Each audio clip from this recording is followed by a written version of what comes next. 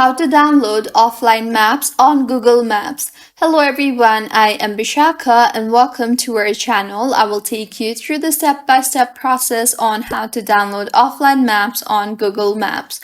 Now let's get right into the tutorial. Firstly, go ahead and open the Google Maps application on a device and tap on your profile icon on the top right of your screen. You will then see the option for offline maps. Tap on that and further tap on the select your own map option. Now go ahead and select the area you want to make available offline. You can zoom in and zoom out depending on the area you want to download. Make sure that downloads will take space on your device and the size might vary depending on the area you are downloading.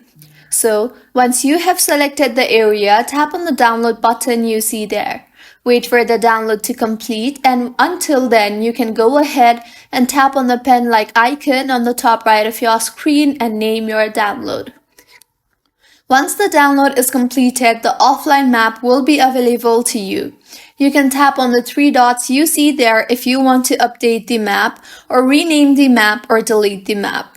So this is how you can download offline maps on Google Maps. If you find this tutorial helpful, please make sure to like the video and do subscribe to our channel for more contents like this.